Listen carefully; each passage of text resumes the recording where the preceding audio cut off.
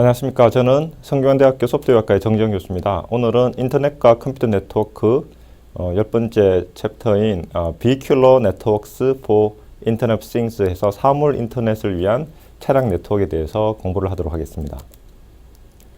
먼저 도입을 말씀드리면 요즘에 보면 스마트 홈이라든지 그 다음에 스마트 웨어러블 여러 가지 웨어러블 디바이스를 우리가 몸에 지니고 그 다음에 스마트 로드, 스마트 팩토리에서 IoT 디바이스를 가지고 저희가 많은 어떤 편의를 추구하고 있습니다. 그래서 가트너라는 서베이 기관에서 이 하이퍼 사이클에서 이게 기술의 파도인데요. 그래서 이 정점에 있는 이 기술이 인터넷 오브 싱스에서 사물 인터넷입니다. 그래서 예측에 의하면 한 2018년까지 9 밀리언 개의 IoT 디바이스가 인터넷에 연결될 것으로 이렇게 전망이 되고 있습니다. 그래서 그만큼 폭발적으로 IoT 디바이스가 많이 우리가 이용할 예정이라는 것을 알 수가 있겠습니다. 그래서 오늘 주제는 이런 사물 인터넷에서 특히 인텔리전트 트랜스포테이션 시스템에서 지능형 교통 시스템을 위한 차량 IoT 사물 인터넷에 대해서 공부를 하겠습니다. 그래서 그림은 유럽의 표준화 기구인 엣지에서 이렇게 온 그림인데 보면 그래서 요즘에 보면 이 차량 간 통신을 통해서 어댑티브 크루즈 컨트롤을 통해서 충돌 예방을 한다든지 그 다음에 여기 건설 현장에 센서를 설치해 가지고 주변에 지나가는 차들이 조심히 지나갈 수 있도록 세이프티 시스템을 우리가 제공한다든지 그리고 효과적인 내비게이션 시스템 또 패신저들에게 버스가 도착하는 여러 가지 정보 현재 우리나라에서 많이 이용하고 있겠죠. 그 다음에 보면 톨게이트 일렉트로닉 톨 컬렉션에서 쉽게 톨을 이렇게 톨비를 내게 하죠. 우리나라에서는 RFID로 많이 이용하고 있습니다. 그래서 이런 것들을 지능형 교통 시스템을 위한 IoT라고 보시면 되겠습니다.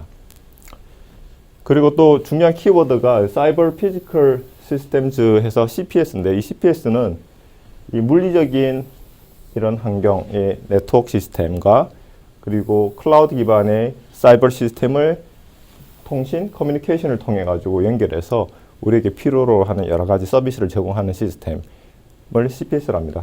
특히 CPS는 또 크리티컬한 메시지를 어떤 바운드된 딜레이 안에 메시지를 안정적으로 보내는 그런 것들이 중요한 하나의 특징이라고 보시면 되겠습니다.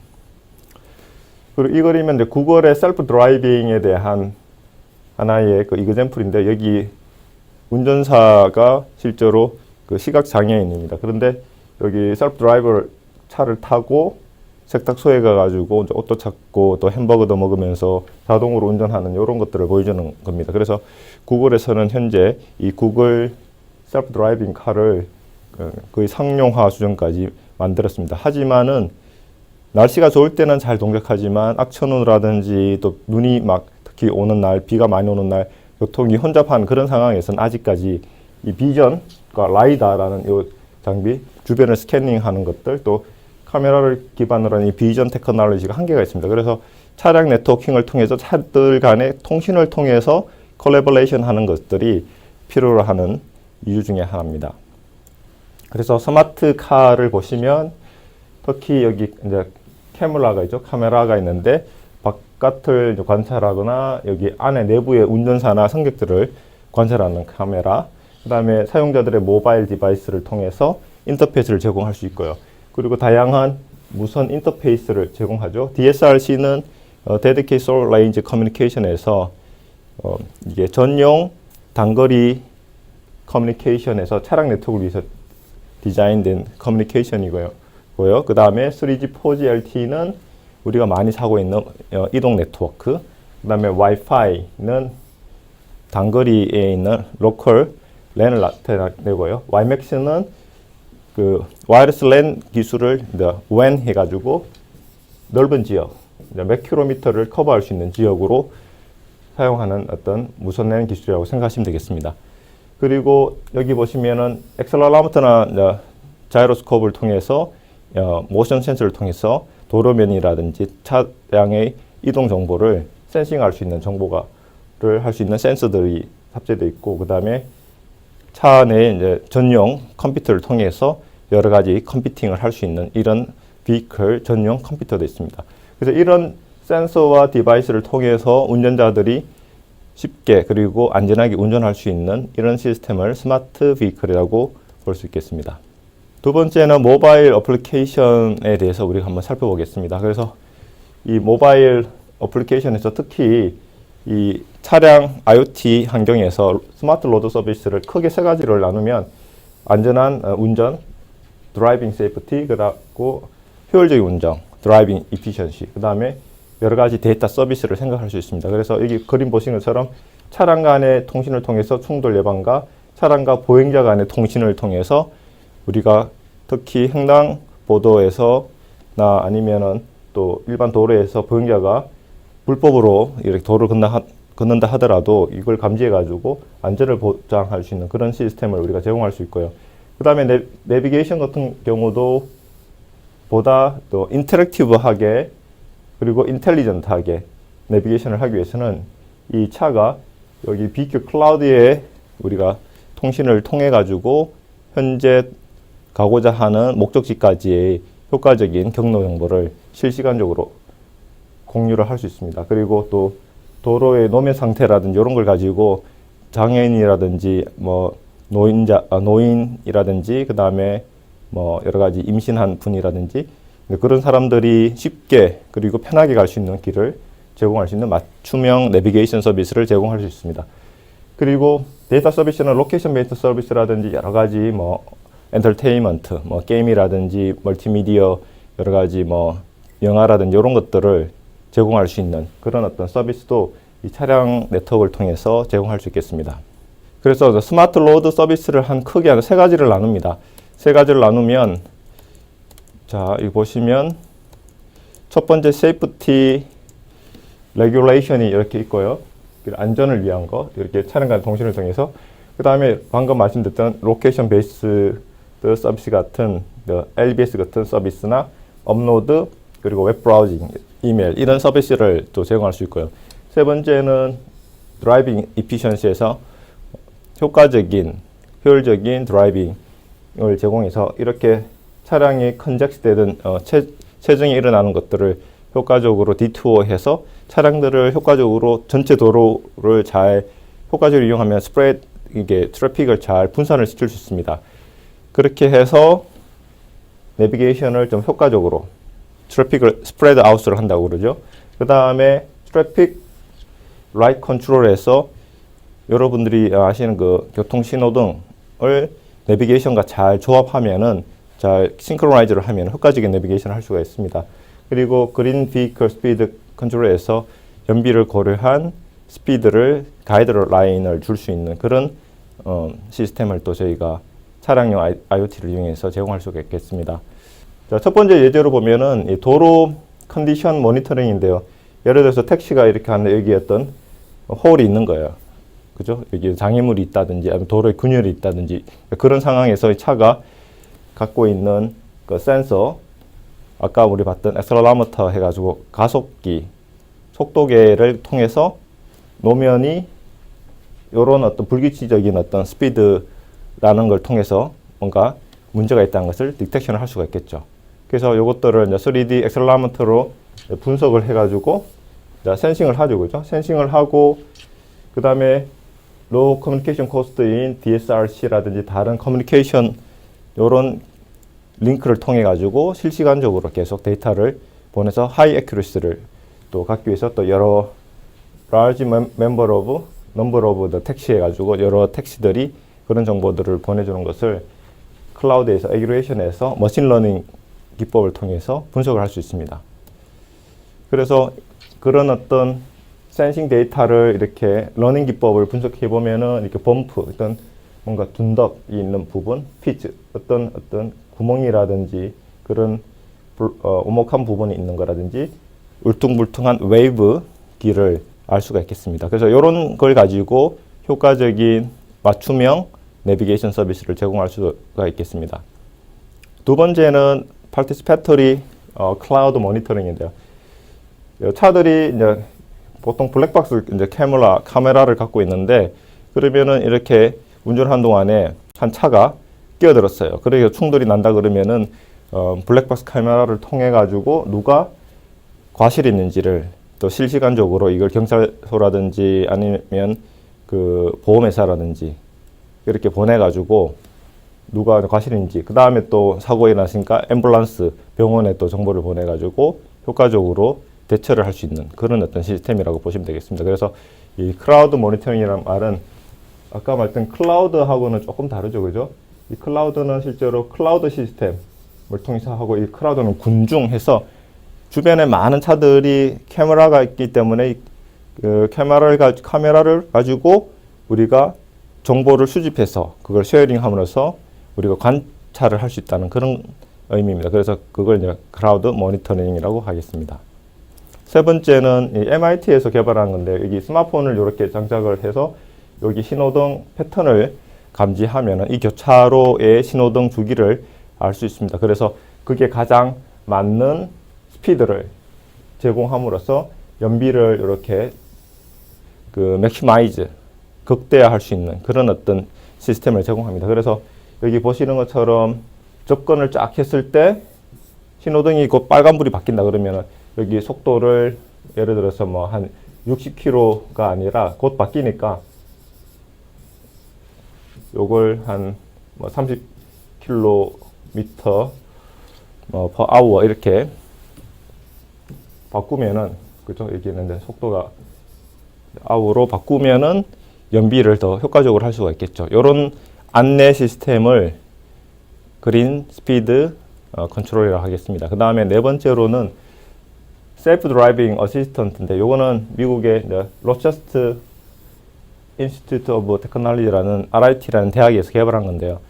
여기에서는 특히 그 청각 장애자들이 앰뷸런스 또는 사이렌스 비이클들의 이런 정보들을 효과적으로 못 들어가서 사고가 나는 경우가 있답니다. 그래서 차가 가고 이런 앰뷸런스, 사이렌스 비이클을 올 때 어디서 오는지에 대한 것을 여기 앱에서, 안드로이드 앱에서 이렇게 보여줌으로써 차를 갓길에 이렇게 잠시 정차하게 하고, 또 이 사이렌 비이클이 빨리 지나갈 수 있도록 해서 사고를 예방하는 이런 어떤 시스템을 개발을 했습니다.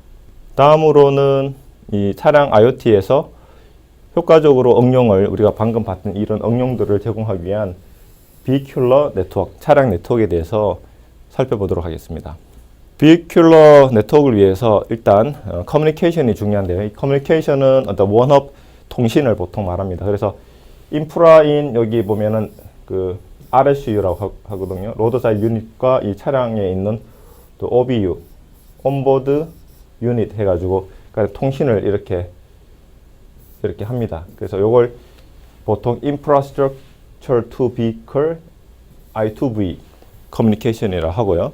그 다음에 여기 보시는 것처럼 카1, 카2가 인프라스트럭처 없이 애독으로 바로 원업에서 통신하는 것을 Vehicle to Vehicle 해서 V2B Communications라고 이렇게 합니다. 그래서 I2B와 V2B를 통해 가지고 차량 커뮤니케이션을 우리가 할 수가 있겠습니다.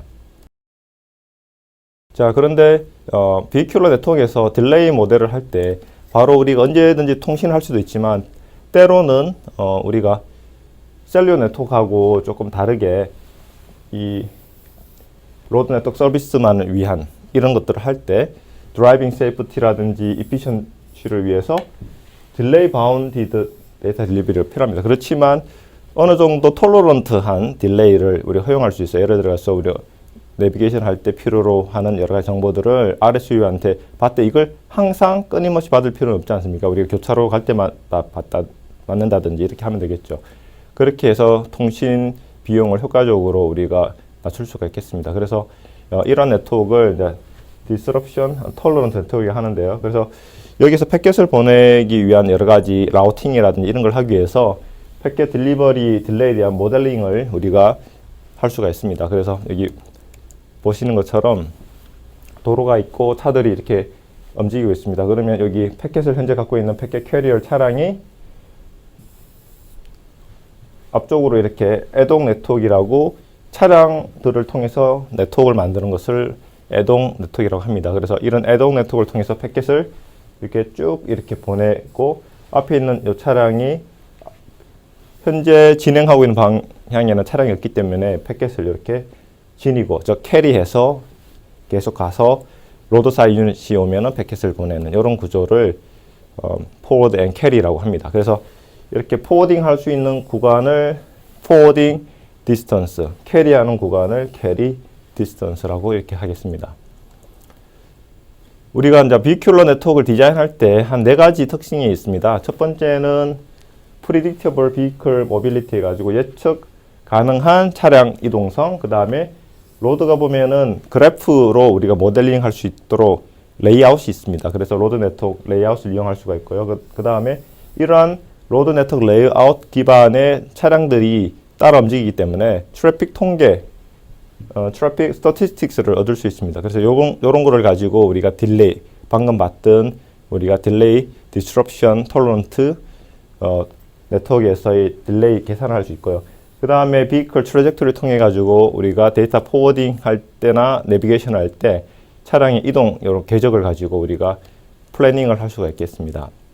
하나씩 살펴보면은 차량이 이런 로드 네트워크가 있다면은 로드 네트워크를 이렇게 내비게이터가 주는 어떤 정보를 통해서 이제 가는데 중요한 거는 도로를 따라간다는 거죠. 도로 위로 이렇게 막 갈 수는 없잖아요, 그죠? 왜냐면은 길에 따라가야 되니까. 그러니까 예전에 이제 보면은 보통 모바일 애당 네트워크 같은 경우에는 어떤 전쟁이라든지 이런 환경에서는 이 투 디멘셔널에서 차량들이 랜덤 웍으로 어디든지 갈 수가 있는 상황이지만 비큘러 애독은 차량이 항상 로드 위에서만, 도로 위에서만 간다는 그런 게 좀 특징적입니다. 그래서 이걸 잘 이용해야 되고요. 두 번째는 이런 도로 네트워크 로드맵을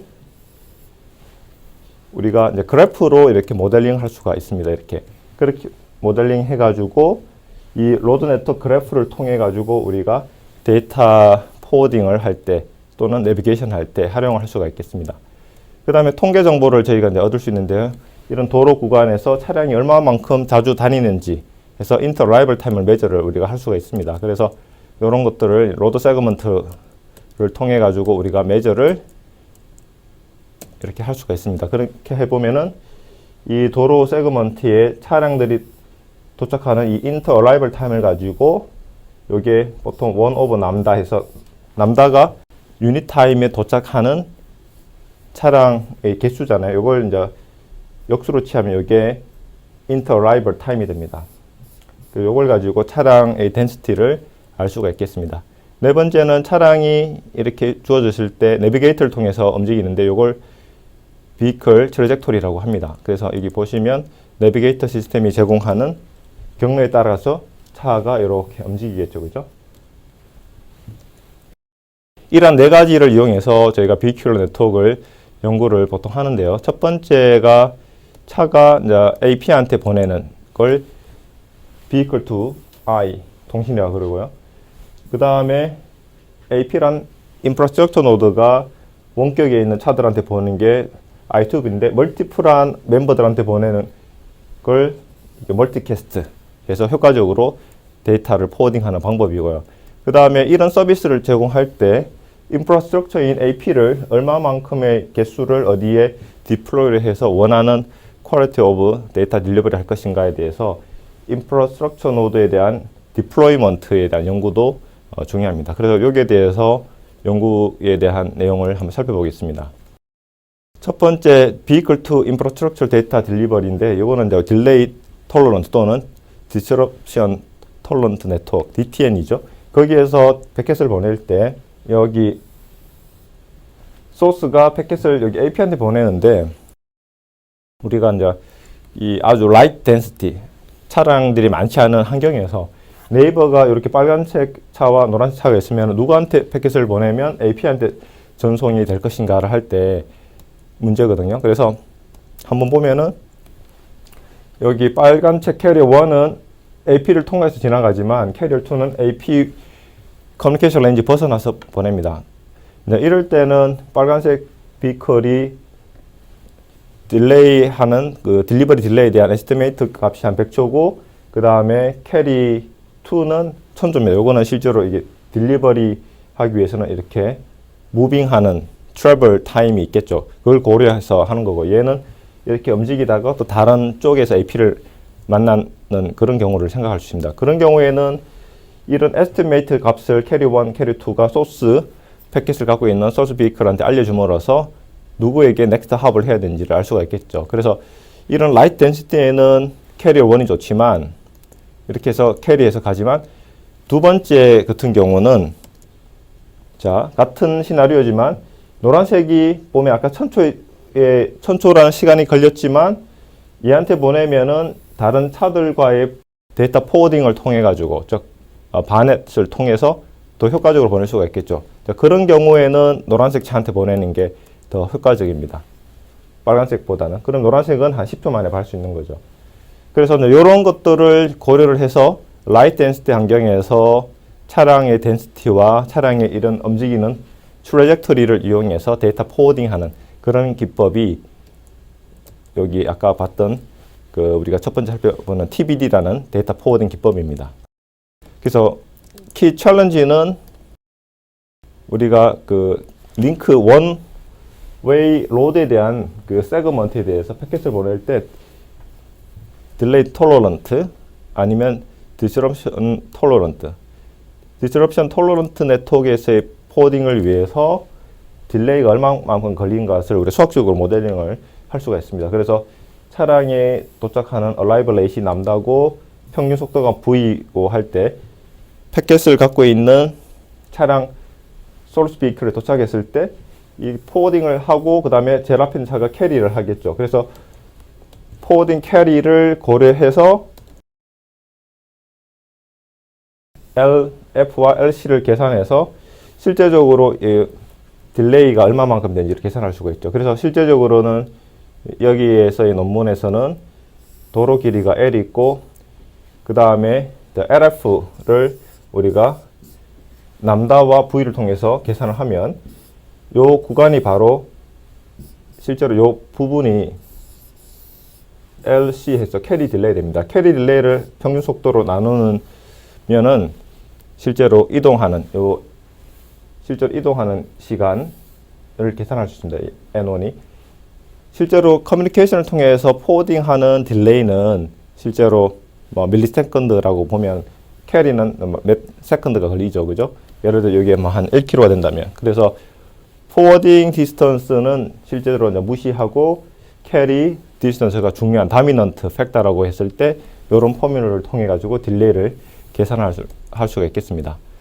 그렇게 계산을 하고 엔드 투 엔드 딜레이는 여러 홉이 이렇게 있을 때 보내는 딜레이거든요. 그래서 여기 소스 비컬이 다른 네이버를 통해 가지고 또 다른 네이버 비컬이 캐리어를 해 가지고 결과적으로 여기 액세스 포인트라는 데스티네이션한테 보내는 엔드 투 엔드 종단 간의 딜레이를 이제 계산을 합니다. 그래서 이런 것들은 그래프 모델을 통해 가지고 방금 우리가 계산했던 링크 딜레이를 이용하고 그리고 핵심 아이디어는 이런 덴시티와 트래젝토리를 같이 계산해서 이용해서 계산하는 겁니다. 그래서 엔드 투 엔드 딜레이를 효과적으로 계산할 수 있는 논문입니다. 그래서 이 TBD 논문을 한번 참고하시면 그게 관련된 자세한 내용들을 담고 있습니다. 그리고 특히 여기 노드 1, 노드 2는 물리적으로는 같지만 트래젝토리가 다르기 때문에 노드 1한테 사실 보내는 게 더 효과적이라는 것을 우리가 결과적으로 알 수 있겠습니다. 두 번째는 Infrastructure to Vehicle Data Forwarding인데요. 이전에 봤던 거는 여기 보시는 것처럼 Vehicle to Infrastructure입니다. 그래서 차량이 AP한테 보내는 거고 우리가 실제로 통신을 하려면 쌍방향으로 통신해야 되겠죠. 실제로 차와 AP, 그 다음에 AP와 차의 통신이 필요합니다. 왜냐하면 AP 같은 경우에 뒷단에 뭐 클라우드라든지 또 다른 어떤 네트워크 시스템, 서버, 또 다른 또 비클 네트워크에서 다른 비클을 할 때 이런 인프라를 중간에 매개 그 네트워크로 이용할 수 있습니다. 그래서 일단 그 비클이 AP한테 보내면 AP가 데스티네이션 비클이든 서버든 이렇게 보낼 수가 있겠죠. 그래서 그런 데이터를 보내서 AP가 또 리스폰스를 보낼 때는 여기 데이터를 이 무빙 비클한테 보내야 됩니다. 그래서 두 번째 토픽에서는 Infrastructure to Vehicle Data Forwarding에서는 여기 논문에서는 이걸 TSF라고 하는데요. 이 TSF 논문에서는 효과적으로 보낼 때 얘가 얘한테 어떻게 보내냐면 이 데스티네이션 비클이 저게 비유를 들면은 비행기를 하면은 미사일이 패킷이라면 이걸 요격을 해야 되겠죠. 요격을 해서 효과적인 여기 인터섹션에 있는 그 릴레이 노드, 이 패킷을 담고 있는 노드를 릴레이 노드라 하고요.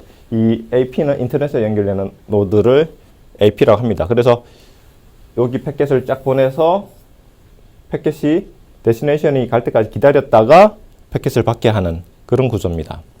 그래서 미스를 하다가 여기 이쪽에 보내는 게 가장 효과적이다는 거죠. 왜냐하면은 확률적으로 봤을 때 여기에 어떤 뭐 90% 이상으로 보냈다면은 여기도 뭐 90% 이상 한다면 뒤쪽보다는 앞쪽으로 보내는 게 낫겠죠. 그래서 이걸 옵티마이제이션을 해서 효과적인 타겟 포인트인 데스티네이션 포인트를 잡아가지고 무빙 데스티네이션 비클이 패킷을 받을 수 있도록 만드는 그런 어떤 논문이 바로 TSF입니다. 그래서 여기에서 이제 중요한 챌린지는 패킷 딜레이와 비클 딜레이를 모델링 하는 것이 중요한데 확률 통계에서 중요한 이게 감마 디스트리뷰션을 통해 가지고 모델링을 할 수가 있습니다. 그 다음에 옵티멀 타겟 포인트를 셀렉션을 어떻게 할 것인가가 이제 중요하거든요. 그래서 이걸 살펴보기 위해서 첫 번째 링크 딜레이 모델은 케이스 1은 패킷 캐리어가 도착했을 때 바넷을 통해서 이렇게 포워딩하는 케이스를 이미디어트 포워딩이라고 하고요. 케이스 1. 두 번째는 차량들이 커뮤니케이션 레인지 없어요. 네이버 비컬이. 그럴 때는 패킷을 일단 보내서 패킷이 릴레이 노드한테 기다리고 있다가 다른 차량이 이렇게 지나갈 때 보내는 웨이팅 타임을 고려해서 결과적으로 케이스 1하고 케이스 2를 우리가 expected sum을 확률적인 어떤 썸을 통해 가지고 하면은 평균적인 어떤 링크의 패킷을 보는 딜레이를 계산할 수 있습니다. 네, 그렇게 해서 엔드 투 엔드로 이제 패킷을 보낼 때 인터섹션 i를 타겟 포인트를 잡거든요. 그를 잡을 때 각각의 타겟 포인트에 대해서 우리가 패킷 딜레이와 비클 딜레이를 해서 감마 분포입니다. 감마 분포를 통해 가지고 우리가 이 옵티마이제이션을 통해 가지고 합니다. 그래서 이 옵티마이제이션은 이 패킷이 비클 i에 대해서 인터섹션 i에 도착하는 어떤 시간을 우리가 이제 고려하는데 일단 확률적으로는 알파 예를 들어서 뭐 한 0.9면 90% 이상 실제로 이 확률이 크다면은 90% 이상 패킷이 비클보다 먼저 도착하니까 여기 타겟 포인트에서 기다리고 있다가 비클을 한 대 보낼 수 있다는 거죠. 그리고 이제 그런 것들 중에서 중요한 게 이 확률은 이렇게 더블 인터케이션을 통해서 이제 구하는데요. 그 중에서 vehicle travel time, destination vehicle travel time이 i에 대해서 트래젝토리 t에서 가장 적은 것들은 그만큼 타겟 데스티네이션 vehicle이 빨리 패킷을 받는다는 거죠. 그래서 그런 i 스타를 타겟 포인트로 잡겠다는 겁니다. 그래서 이제 우리가 아까 봤던 여기 처음의 그림처럼 여기에서 요게 i 스타가 되겠죠. 타이 스타가 되면은 패킷이 먼저 도착하면서 그 다음에 데스티네이션 비클한테 패킷을 전송할 수 있는 그런 어떤 그 확률과 딜레이 값을 최소화할 수 있는 그런 겁니다. 그래서 그렇게 해서 옵티마이제이션을 우리가 이제 해서 패킷을 보내는 게 방금 봤던 Infrastructure to Vehicle TSF에 대한 내용이었습니다. 세 번째는 방금 봤던 TSF를 통해서 액세스 포인트인 인프라스트럭처에서 비클을 보내는 걸 공부했는데 데스티네이션 비클이 이렇게 여러 개 있을 때 우리가 교통 뭐 사고라든지 그 다음에 뭔가 중요한 이벤트라든지 그런 것들을 할 때 노티피케이션을 보내야 되겠죠. 네, 그런 경우에 어떻게 효과적으로 보낼 것인가. 유니캐스트 하면 패킷을 예를 들어서 여기 보면은 데스티네이션이 5개가 있으면 패킷을 5개를 만들어야 되지만 멀티캐스트를 하면은 이런 멀티캐스트 트리에서는 패킷이 하나가 갖고 분기될 때 이렇게 하나가 갈고 분기될 때만 패킷이 하나씩 더 카피가 생기는 거죠. 그렇게 이렇게 하면은 패킷의 개수도 줄기 때문에 링크에 대한 그 커퍼시티를 효과적으로 이용할 수 있습니다. 그래서 여기 보면은 아까 TSF에 봐서 타겟 포인트를 정해서 이런 각각에 대한 패스를 만들어 가지고 그걸 다 합치면 솔티드 패스 트리가 만듭니다. 이 솔티드 패스 트리를 통해서 패킷을 포워딩을 하면 되는데 요걸 좀 더 효과적으로 멀티캐스트를 하기 위해서 미니멈 스타이너 트리라고 해가지고 링크를 뭔가 트리를 조금 바꿨습니다. 그래서 원래 9에서 10으로 보냈는데 그 다음에 14에서 15로 보내는 그러면 그걸 패킷이 보면은 분산이 여기에서 2개가 되고 또 여기서 2개가 되지 않습니까? 그런데 여기 같은 경우에는 여기서 2개가 되지만 여기에서 패킷 하나가 계속 이렇게 가게 되죠. 그렇게 돼가지고 링크를 효과적으로 이렇게 쓸 수 있는 미니멈 스타이너 트리로 이렇게 만들 수가 있습니다. 자, 그렇게 해서 이런 도로 네트워크에서의 TSP를 기반으로 각각 데스티네이션에 대한 솔티드 패스를 합쳐서 솔티드 패스 트리로 멀티캐스트를 할 수 있는데 그걸 옵티마이제이션 하는 게 미니멈 스타이너 트리라고 보시면 되겠습니다. 자, 그래서 그렇게 만들었을 때 폴리스라는 어떤 패킷 소스가 어떤 중요한 어떤 네트워크 이벤트, 로드 네트워크에서 사고가 일어났다든지 뭐 그렇게 했을 때 데이터를 보내면은 이 트래픽 컨트롤 센터가 교통 제어 센터인데요. 여기에서 멀티캐스트 트리를 계산해서 수신자 비클에 대해서 스타이너 트리를 만들고 패킷을 이렇게 효과적으로 보낼 수가 있겠습니다.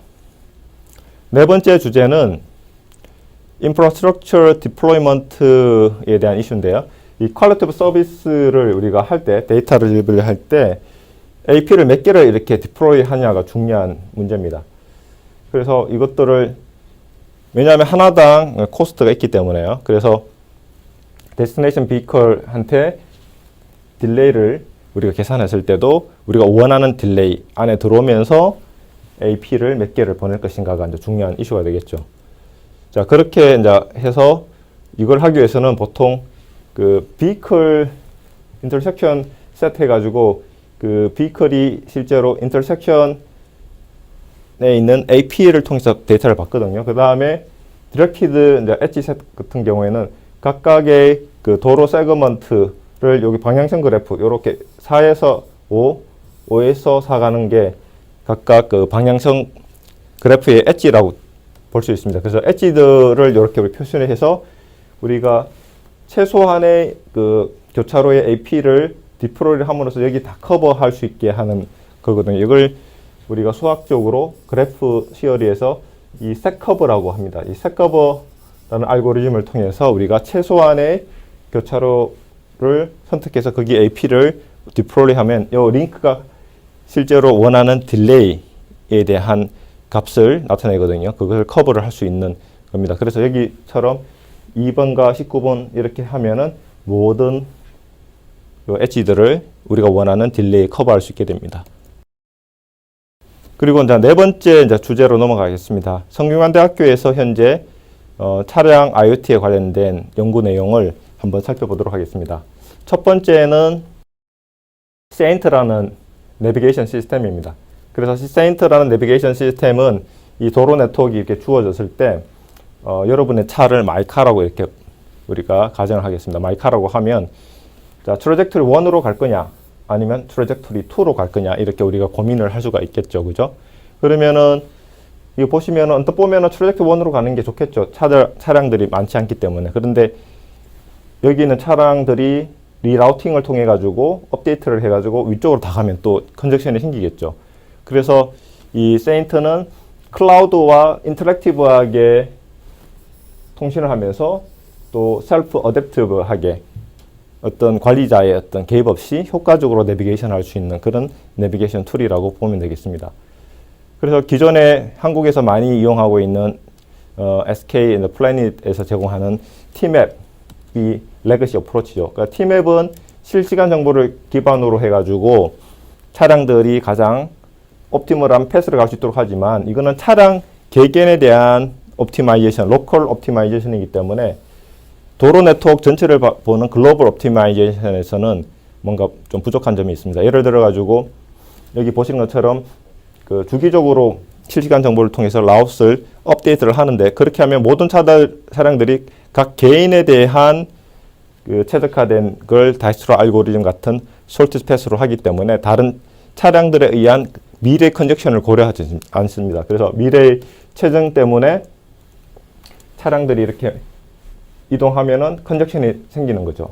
그 문제는 인디비주얼 루트 옵티마이제이션에 의한 걸 통해서 다른 차량들에 의한 미래의 컨젝션을 생각하지 않기 때문에 이런 문제가 생기는데, 세인트에서는 그 미래의 컨젝션을 고려해서 여기 모든 차량들이 리라우트하게 하지 않고 몇몇 차량들만 이렇게 리라우트해서 전체적으로 로드 네트워크의 트래픽이 분산, 스프레드 아웃 되게 이렇게 하는 그런 구조입니다. 그렇게 해서 원활하게 차량들이 내비게이션을 할 수 있는 글로벌 옵티마이제이션이 가장 중요한 이유입니다. 그래서 이걸 통해 가지고 세인트가 효과적인 내비게이션을 할 수 있는데, 그렇게 하기 위해서는 세인트에서는 이런 미래에 대한 컨젝션을, 교통 체증을 모델링 할 수 있는 매스매티컬 모델을 제안했습니다. 그래서 보시는 것처럼 여기 빨간색은 셀렉티드는 실제로 선택된 트래젝터리고, 여기 파란색은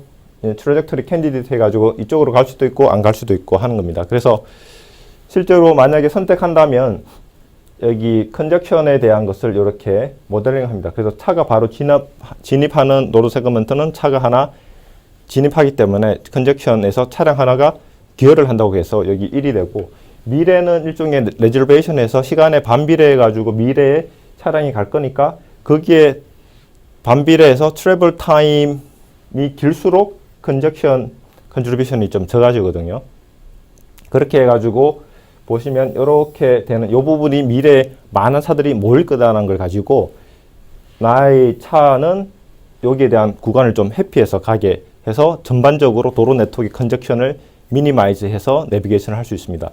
그리고 중요한 거는 컨젝션을 미니마이즈 하지만 내가 너무 디투어하면 안 되기 때문에 디투어할 수 있는 디투어하는 파라메타를 정해서, 예를 들어서 내가 한 뭐 50% 좀 더 디투어를 하겠지만 전반적인 네트워크는 효과적으로 가겠다 해서 나의 디투어 거리도 시간도 어떻게 보면은 제약을 줘가지고 전반적으로 그렇게 희생을 하지 않으면서 모든 차량들이 다 효과적으로 내비게이션 할 수 있는 그런 시스템이 세인트라고 보시면 되겠습니다. 그래서 이 세인트를 이 수모라는 여기 차량 시뮬레이터를 통해 가지고 했고, 여기 도로 세그먼트가 여기 있고, 그 다음에 여기 교차로가 있고, 차량들이 이렇게 다니고 있습니다. 그래서 하나의 교차로를 우리가 줌인 해가 여기 한번 보면은, 이렇게 보면은, 여기 보면은, 자, 여기 뭐, 신호등이라고 생각하시면 되고요. 빨간색이 일단 스탑하고, 파란색은 이렇게 움직이고, 삼각형 요게 차량이라고 보시면 되겠습니다. 자, 두 번째는 세인트 플러스인데요. 세인트에서 좀 확장된 버전이라고 생각하시면 됩니다. 예를 들어 사고가 났습니다. 그러면은 여기 앰뷸런스 같은 구급차를 빨리 이렇게 보내야 되겠죠. 패스트 딜리버리 해야 됩니다.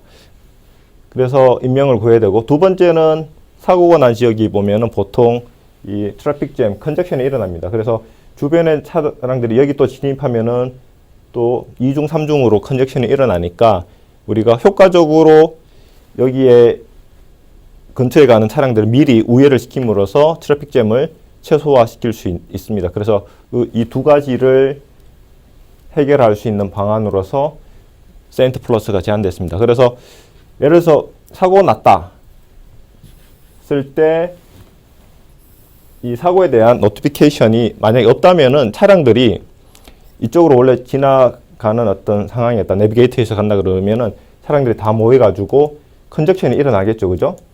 예를 들어서 여기 컨젝션이 여기 일어납니다.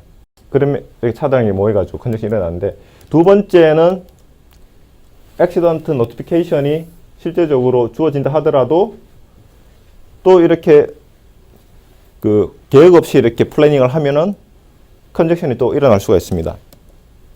그래서 저희가 제안한 이 세인트 플러스의 매스매티컬 모델을 통해 가지고 사고 지점에 있는 차량들은 빨리 이렇게 우회될 수 있도록 먼저 통로를 확보해 주고, 다른 차량들은 우회를 이렇게 해 가지고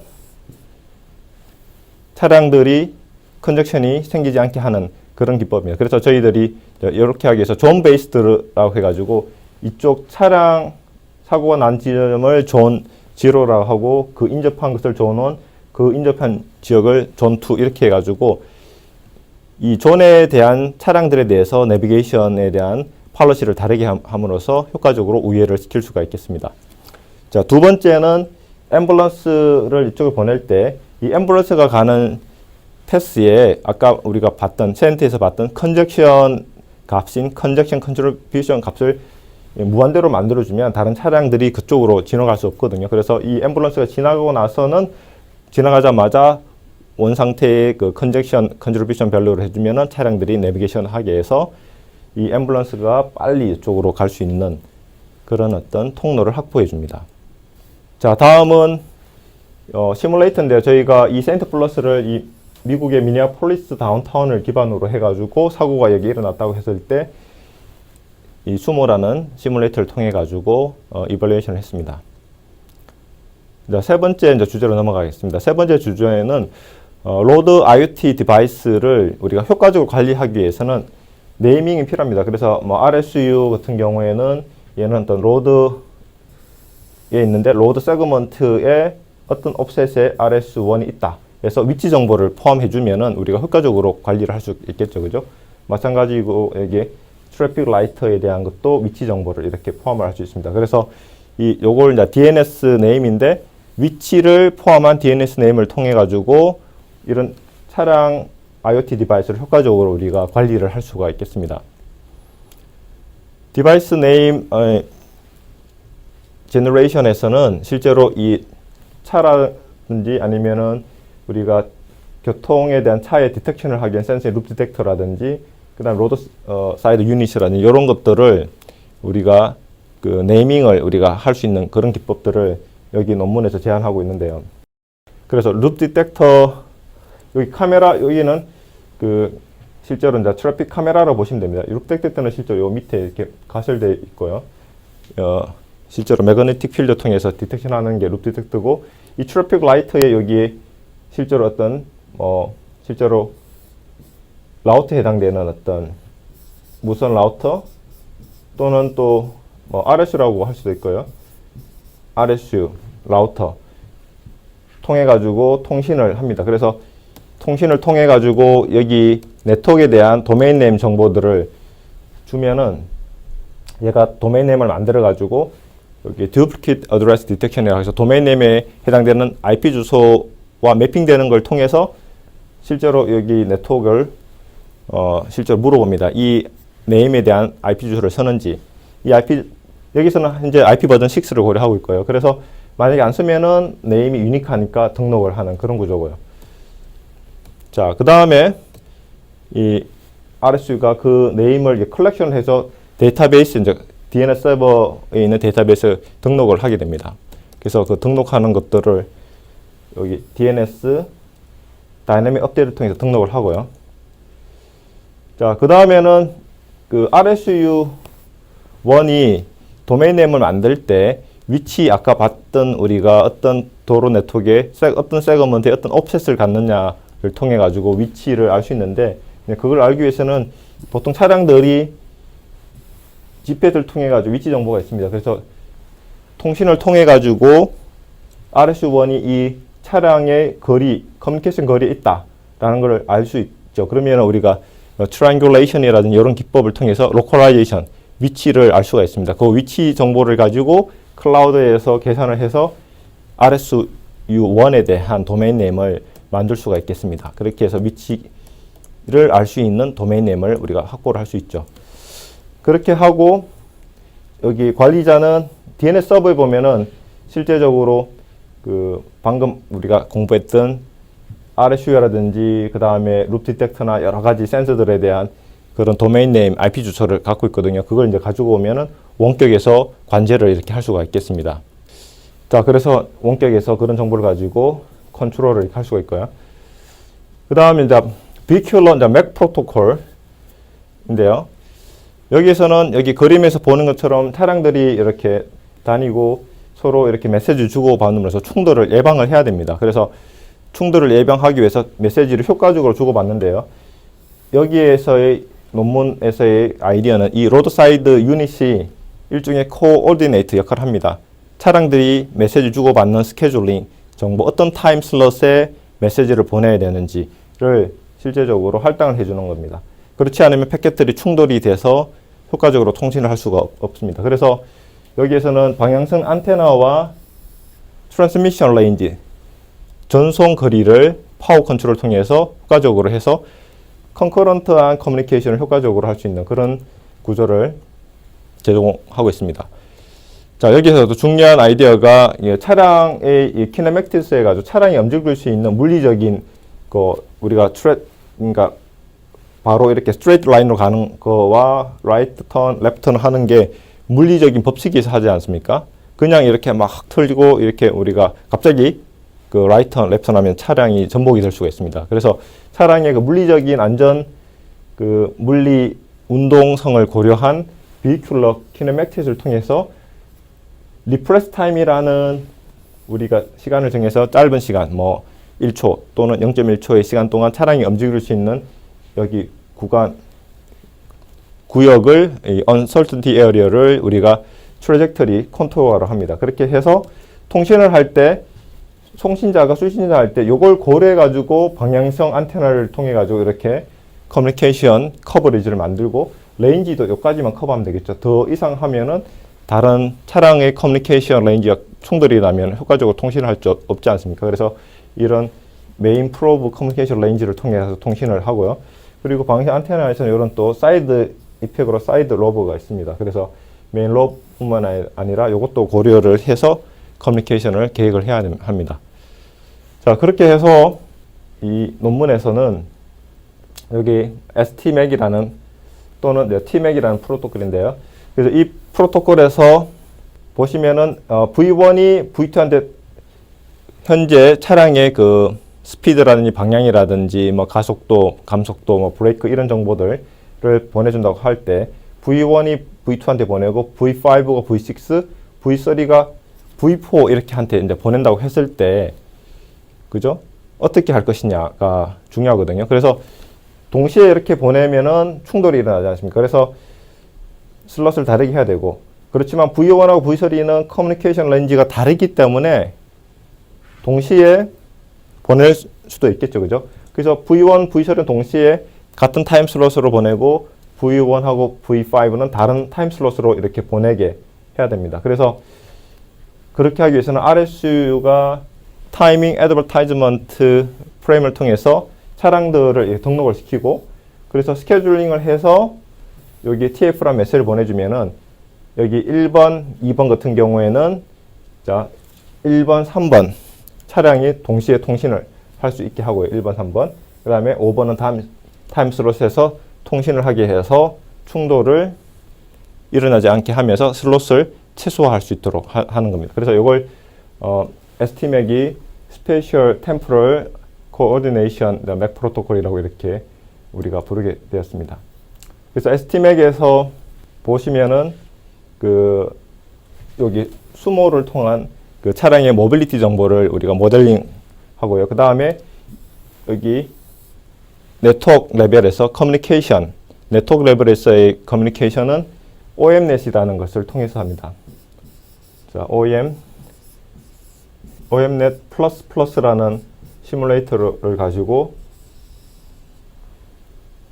시뮬레이션 하고요. 요거는 세인트 플러스처럼 수모라는 시뮬레이터로 시뮬레이션을 합니다. 그래서 이 수모와 그 다음에 OMNet 플러스가 이 베인스라는 OMNet의 라이브러리를 통해 가지고 802.11p라는 DSRC의 실제적인 IEEE 규격이거든요. 그래서 그걸 통해서 저희가 이벌리에이션을 했습니다.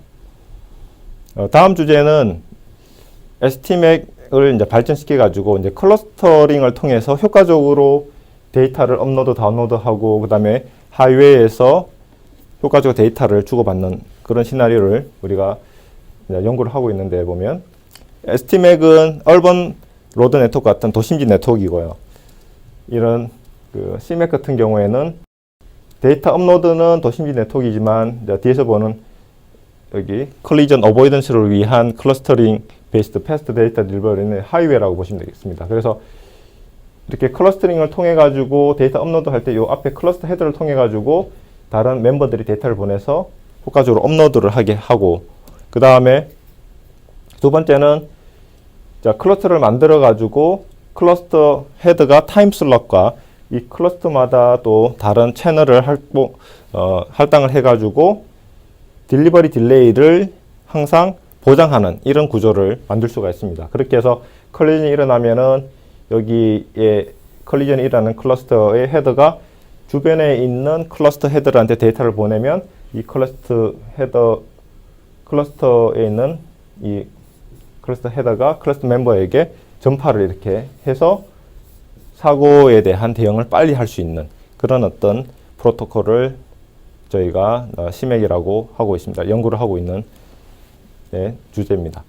자, 다음으로는 6번째 주제로 Safe Navigation Assistant에서 세나라는 걸 저희가 연구를 하고 있는데 어떤 거냐면은 이 차량과 보행자의 충돌을 예방하는 겁니다. 그래서 컬리전이 일어날 것 같다 그러면은 메시지를 보내고 또 운전자도 메시지를 또 받게 해가지고 사고를 예방하는 구조입니다. 그래서 중간에 로드사이드 유닛이 일종의 미들 클라우드를 통해 가지고 주변의 차와 피데스트리언의 정보를 수집해서 충돌에 대한 것들을 예측을 해서 충돌이 일어날 것 같다 그러면은 거기에 대한 정보를 워닝으로 보내줘 가지고 사고를 예방하는 그런 구조입니다. 그래서 여기에서는 세나 같은 경우는 여기 프리 워닝 메시지와 워닝 메시지를 두 가지를 만듭니다. 자, 프리 워닝 같은 경우는 이 차와 보행자가 한 4초 전에 충돌할 것 같다 그러면은 메시지를 만들고요. 그 다음에 워닝 메시지는 충돌하기 2초 전에 메시지를 만들어 가지고 충돌하기 2초 전에 충돌할 확률이 어느 정도 된다 그러면은 메시지를 보내 가지고 스탑하게 하고 운전자도 그에 대한 메시지를 줘 가지고 보행자를 이게 그 차가 데미지를 입히지 않게 조치를 취하게 할 수 있습니다. 그래서 그렇게 하기 위해서는 그 프리 워닝과 워닝 메시지의 알람을 우리가 만들어야 되는데 여기 시나리오를 보시면 RSU가 있고 차량과 보행자가 있으면은 주기적으로 그 비콘 메시지를 보냅니다. 그렇게 해서 등록을 하고 차와 보행자의 트래젝토리에 대한 이동 정보를 안다고 가정했을 때, 왜냐하면 그 이동 정보를 여기 RSU가 등록받기 때문에 그걸 가지고 계산해서 프리 워닝 메시지를 보내줍니다. 그래서 그렇게 할 때는 여기 디바이스에서는 또 효과적으로 슬리핑을 통해 가지고 에너지를 스마트폰 에너지를 이피션트하게 이용해야 되겠죠. 그래서 슬립하고 웨이프 하는 그런 것들을 효과적으로 하게 스케줄을 합니다. 그래서 프리 워닝 메시지를 이렇게 이제 보내고요. 보내고 나서 그 다음에 워닝 메시지도 이제 보내고 해가지고 충돌 2초 전에는 실제적으로 차와 그 다음에 보행자가 이걸 알게 해가지고 그 충돌을 예방할 수가 있습니다. 가장 중요한 것은 이 필터링인데요. 실제로 모든 차량들과 모든 보행자에게 필요 없는 알람을 주면 안 되지 않습니까? 그렇게 해서 비커 1하고 피데스트리언, 비커 2하고 피데스트리언은 충돌할 수 있는, 시간적으로나 공간적으로 충돌할 수가 있지만 나머지는 비커 3하고 4는 충돌할 가능성이 없던 필터링을 합니다. 그렇게 해서 효과적으로 메시징을 이제 보내게 하고요. 그 다음에 이제 또 필터링 예로 차가 이렇게 내려가고 그 다음에 보행자 이렇게 갈 때는 시간적으로나 공간적으로 오버랩 되지 않지 않습니까? 그 트래젝토리가. 그런 경우에서는 계속 슬립하게 해가지고 효과적으로 디바이스가 에너지를 세이브할 수 있도록 합니다. 그렇게 해서 나중에 또 적절한 시간에 또 오백해서 RSU한테 메시지를 받게 하는 그런 구조입니다. 세나도 마찬가지로 수모와 OMNet 플러스를 가지고 구동을 했고요. 그 다음에 여기 보시는 것처럼 보행자를 하나 저희가 추가를 해가지고 보행자가 이동하고 있는 동안에 또 차량이 오면은 서로 통신을 이제 해가지고 RSU를 통해서 충돌하지 않게 보행자가 이 횡단보도를 지나가도록 시뮬레이션을 했습니다. 그리고 또한 저희가 이걸 안드로이드 앱을 가지고 사용자 익스피리언스 UX 테스트를 했습니다. 그래서 여기 건물 강당에서 이 보행자가 카카오톡으로 이렇게 메시징을 할 때 뒤에 리모트 컨트롤 카가 실제로 따라옵니다. 그래서 따라와가지고 실제로 어떤 서버에 해당되는 사람이 RSU라고 우리 가정하고 몇 시 방향으로 차가 온다. 그러면은 보행자가 고개를 돌려가지고 반응을 하는 그런 속도, 반응을 하는 시간을 통해가지고 리액션 타임을, 리스폰스 타임을 계산해서 저희가 제공하는 4초, 2초 프리 알람하고 그 다음에 메인 알람을 보냈을 때 그냥 알람만 보내는 것보다 더 효과적으로 리액션을 할 수 있다는 것을 저희가 실험을 통해서 입증을 했습니다. 오늘 이제 저희가 이제 공부한 것을 정리를 하겠습니다. 이 BQL IoT는 결국 우리의 삶을 위한 건데요. 그래서 보시는 것처럼 여기 이제 트래픽 컨트롤 센터가 중요한 클라우드 시스템이고요. 그리고 다른 퍼블릭 클라우드를 또 우리가 여러 가지 데이터 서비스를 이용할 수 있고, 이 트래픽 컨트롤 센터는 이런 안전을 위한 그런 어떤 클라우드라고 보시면 됩니다. 그러면 클라우드 시스템은 보통 컴퓨팅 노드를 갖고 있는 컴퓨팅 팜, 스토리지를 갖고 있는 스토리지 팜이 네트워크 디바이스를 통해 가지고 연결이 되어 있습니다. 그리고 BQL 네트워크에 이 엣지 네트워크에 해당되는 것들은 보통 DSRC로 80.11 P 또는 요즘에는 이걸 그 52라고 합니다. 802.52 모드 out of the context of a basic set, 그러니까 basic 서비스 세트 해가지고 결국 이게 애동 네트워크 모드를 이제 말합니다. 그렇게 해서 여기 스마트폰과 차량 단말들이 네트워크에 효과적으로 연결되게 해서 이 클라우드 시스템과 연동을 해서 세 가지 서비스를 저희가 생각할 수 있습니다. 그래서 첫 번째 안전, 로드 세이프티, 두 번째는 드라이빙 이피션시, 그 다음에 세 번째는 데이터 서비스 통해 가지고 우리가 다양한 서비스를 제공하고자 합니다. 네, 오늘 여기까지 하겠습니다. 감사합니다.